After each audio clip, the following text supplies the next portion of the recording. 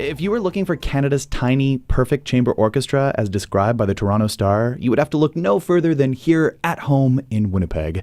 The Manitoba Chamber Orchestra presents an intimate showcase of their esteemed musicians tomorrow, March 19th, Nope, 19th, let me get that right, at the Westminster United Church. To tell us more about it, as well as reveal the upcoming 2019-20 season, I'm joined by MCO Managing Director Vicki Young. Good morning, Vicki. Good morning. Well, such a pleasure to have you back here at Classic 107. Lovely to be here. Well, and what an exciting morning it will be. A season reveal, that's always a thrilling thing, isn't it? It is. It really is. Yes. I find myself just on the edge of my seat. As I'm sure our Winnipeg audiences. But before we get to that, let's talk about the concert tonight. Tomorrow, let me get my dates right here. Tomorrow, turning the spotlight on MCO's very own musicians. This has to be a really special concert in the season.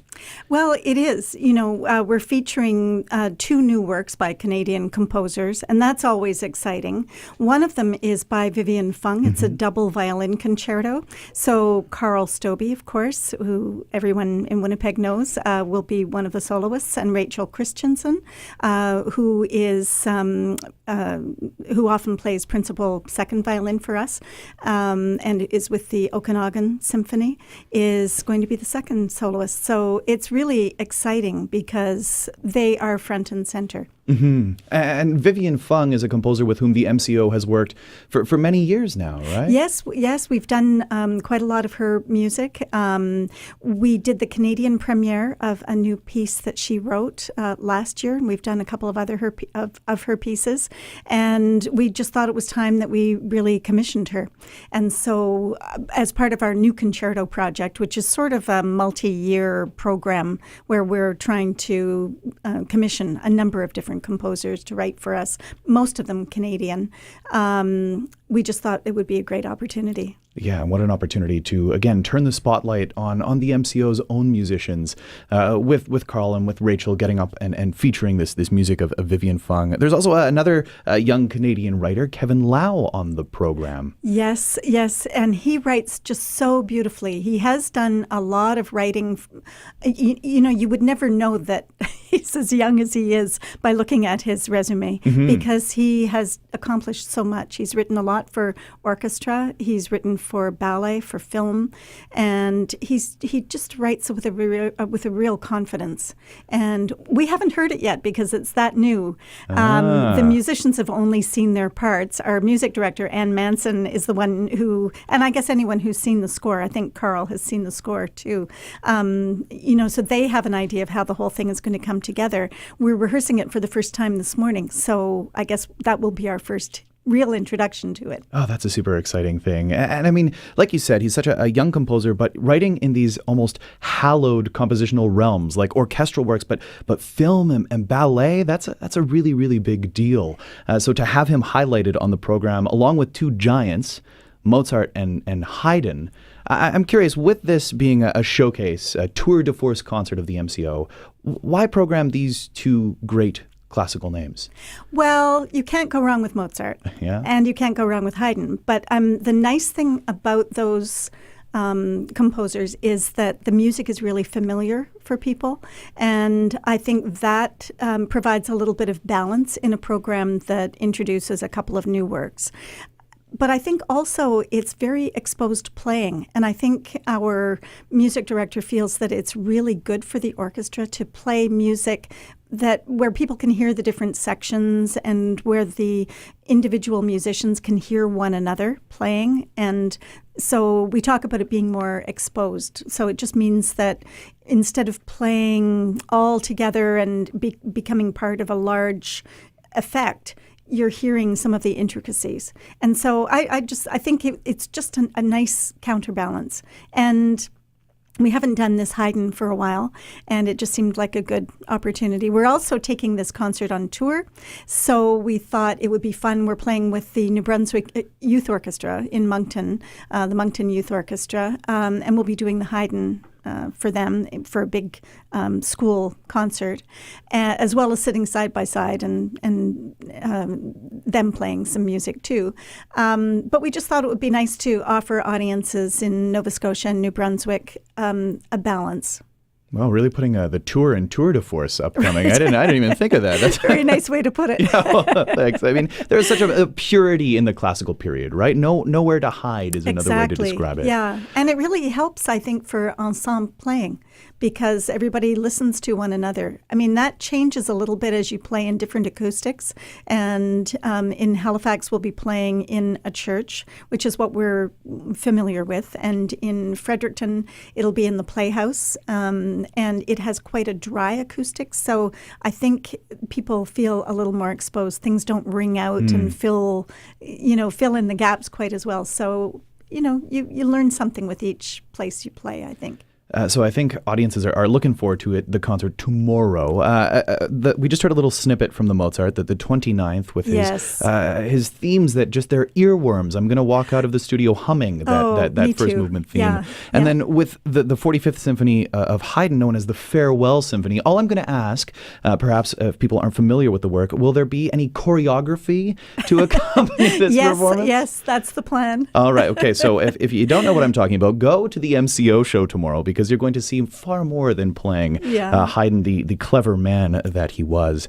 The last thing I want to say about this upcoming concert is there's also a conversation happening tonight, correct? Yes, at McNally Robinson. We're really lucky. We have both Vivian Fung and Kevin Lao in Winnipeg for the rehearsal period, which is great because they're able to answer questions and, provide suggestions. But we also get to work with them and they get to talk to audience members and anyone else who's interested. So that's tonight at 7:30, Tonight correct? at 7:30, McNally Robinson. Mm-hmm. Excellent. And I mean, what an opportunity to have the composers here and to pick their brain to figure out what are we doing here? What should we highlight? And what was the background? So very important things that you can hear more about. Yeah. So you're also here to reveal the 2019-20 season. Where to begin? I guess let's start at the get-go. Yeah, let's start at the get-go with two powerhouse violinists who happen to be brothers. That's right. And, I've met Timothy. Yeah. These are the Choi brothers, Timothy and Nikki Choi. And I've met one of them, and I was very impressed just at his confidence and maturity and, presentation. And so it's going to be a real thrill. I know audiences will be familiar with them for some of the other work that they've done in the city over the years. Yeah. And I think it'll be really exciting to have them back. They're playing a really interesting piece together where a couple of pieces. Yeah, They're a whole bunch doing of the doubles. Bach double, as well as the Piazzolla Four Seasons of Buenos Aires, which is sort of a take on the Vivaldi's Four Seasons. Yeah, it's a really beautiful work. I actually played a selection off it just last week. Oh, nice. Which kind of times out well. And I mean, I had the opportunity to meet both Timmy and Nikki, and they're such giving individuals as well. Yeah. They have an infectious sort of spirit, not only in their playing, but just in their personality, just filled with charisma. So to have them kick off the season, it's a very, very thrilling thing. We're really delighted because they're both very busy. And so to find a date when both of them are available took some figuring out, but we were really thrilled. Yeah. And then from there, we move to a Canadian settled triple threat, the pianist, composer, and conductor, Dinuk Ginarte? Gujaratni is how I would there say it. Is, it. yep. I don't know. He hasn't corrected me yet. Sri Lankan-born composer Right. who comes back to town, I believe. I think he was here a few years ago. Can you tell us about this show? He is someone that who's been on our radar for quite a while. I've had people in Nova Scotia in particular suggest him over the years. And so finally we thought, well, yes, we have to take some action on that. He's a wonderful composer. He's inspired by his background, his cultural background, but it's way beyond that too. He was invited to study with John Corigliano, so we're going to hear a piece by John Corigliano. He then went on and studied with Christos Hatsis, and we would have had a piece by Christos Hatsis on this program too, had it not been for the fact that the one that he had in mind we've played quite recently, his Zeitgeist. So he's going to talk about some of the influences on his writing and his studying. And he's writing a piano concerto to play himself with the orchestra. So that's going to be very exciting. No kidding. He is someone who, his music has been described as the sound of the future almost, because there are just so many different influences. I'm thinking of his Juno Award-winning album, the one where he collaborated with DJ Scratch Bastard is on there, but he's also worked with Yo-Yo Ma and the Silk Road Ensemble. He's really done it all as a pianist, as a composer, and as a conductor. Speaking of new piano concerti, the last time we saw this next performer, who's coming up November 13th, Simona Dinnerstein, she was premiering a Philip Glass piano concerto. What can we expect from her this upcoming season? Well, she's going to come back with some of the Bach that really helped to establish her reputation. Put her on the map. And we were co-commissioners of the Philip Glass concerto that she played last time she was here. And in fact, we're taking that on the road with her this summer. And we'll be performing in July at various summer music festivals. So it'll be really exciting to have her back. And we've always wanted to have Douglas Boyd come and conduct. And he was known as an amazing oboe player. And sadly, he stopped playing, but he's still a fabulous conductor. So I think the two together will be a really memorable evening. Oh, yeah. From there, we concentrate here on town, on Winnipeg, as you guys continue to collaborate with local choirs. The Winnipeg Singers return with the world-renowned soprano Karina Gauvin. Yes, and you know, this will be, I think, the third time that we've had Karina in town. And each time she comes, I think people just remember how wonderful it was the last time. And so the audience gradually builds. I don't think she was particularly well known to some of our audience members when we first started bringing her. But I think with the Bach cantatas, that will be right up her alley. No kidding. And she's, I mean, of course, has an amazing voice, but also such an engaging singer, a dramatic presence on the stage. She just draws you in. You know, I almost didn't recognize her at the airport because she was very subdued and calm. Because when I think of her on stage, she has that really dynamic presence and that, you know, the charisma that you were talking about. So she is a remarkable singer. So that is the seasonal concert. It's on December 4th. Then there's a couple of months. You kick off 2020 with the Canadian cellist Ariel Barnes. And that is a player with whom you guys have worked and toured before as well, correct? Yes, that's right. Yes. And in fact, we're just in June of this year, we'll be releasing a recording with him of the Michael Osterley Cello Concerto. Nice. So we're looking forward to that. But he brought this idea forward. He played as the principal cello for the Vancouver Symphony Orchestra, and he's now living in Germany. But Marcus Godard is an associate principal trumpet player with the Vancouver Symphony, also a wonderful composer. So the two of them conspired to come up with this idea that Marcus would write a new cello concerto for Ariel, and we're very pleased to be making the premiere of that work. Another premiere with the MCO. I mean, that's just it. There's something new and there's something classic as well throughout this 2019-20 season, as you guys always do. Well, and we thought Tchaikovsky would make a really nice combination with that too. So when we're talking about classic and we're talking about new, this next one, perhaps the newest in the set, collaboration with the Cluster Festival. What can people expect? Well, the organizers of Cluster Festival are Heidi Willett, Luke Nicol, and Elliot Britton, all of whom are wonderful composers in their own right. And I think about 10 years ago, they saw a need for really fresh, new opportunities for emerging composers.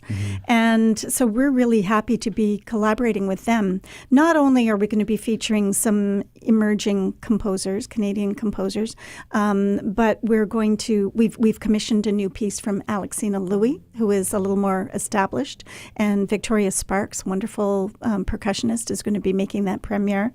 And we're going to be working with people like Rain Hamilton, which is very exciting, and featuring music by Claude Vivier and Linda Catlin Smith, who are maybe on the more established side. Definitely. But also pieces by Kristen Wozniak and Keiko DeVoe.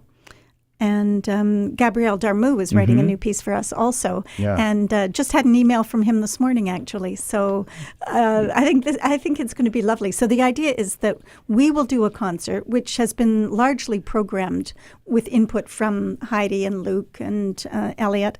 And then so some of the themes that are established in that concert will be carried over into other programming that they do in the rest of the Cluster Festival. So you just mentioned that Victoria Sparks is going to be performing, and she returns on the 22nd of April, such a beloved Winnipeg soloist. We're keeping her busy. Yeah, I was going to say, playing the music of Sid Rabinovich. You know, I forget which year it was. It's been a few years. Maybe 2016. Yeah. We did a premiere of this new percussion concerto by Sid, and it was such a hit. We thought, we absolutely have to bring that back. We're only playing the third movement of that piece, but it really captures the spirit of the piece. And then we're taking this concert on tour around Manitoba. So we thought we needed to have a really strong Manitoban piece on there. We've also commissioned a new piece from a composer called Julian Grant, and he is a very expressive writer. And we've asked him to write a piece that really highlights the oboe and the clarinet and the bassoon as well as the strings, just to really provide something like Peter and the Wolf, but not with narration, not with a storyline or anything like that, but just something that really captures the spirit of the instruments a little bit. And then we'll take Kevin Lau's piece on tour again, because I think it'll be something that people really want to hear. And more Mozart. More Mozart, yeah. And not just the one you would expect, but also the Leopold Mozart and Mozart imposters, as it's noted. That's my favorite line. It's Manitoba, and then Mozart imposters, and Mozart family members. Right. Quadruple M sort of concert that's going on. Then a perennial performer almost, Aislinn Noski comes back once again. Truly one of the foremost players of the Baroque violin kicking around today. She needs no introduction. She's going to be joined by Guy Fishman to perform music of Mozart. She leading from the front once again, correct? Yeah. She has some wonderful programming ideas. And Guy Fishman is the principal cello with the Handel and Haydn Society. And of course, they work together regularly. And I think it'll be a really nice concert. Winnipeg audiences, I think, do appreciate a good cello. Yeah. And every year, there's always got to be something that puts the spotlight on the cello. And I just think it'll be a lovely concert. She's a lot of fun to watch. The orchestra enjoys working with her, and it lets us do repertoire that is really in her area of expertise. And then it all closes out with Isabel Bayrakdarian. Yes, yeah. What a closer. This concert is tentatively titled Cleopatra of Armenia. What an appropriate title that is. Well, she is just a wonderful person. We contacted her to see if she might like to come back, and she said, I've been working on a project, and I've discovered these 3 operas that were written about the same character, this Cleopatra. And she said, I've got the music, I have MP3s, and it's writing itself thought, here. Okay, Yeah. I guess this was meant to be.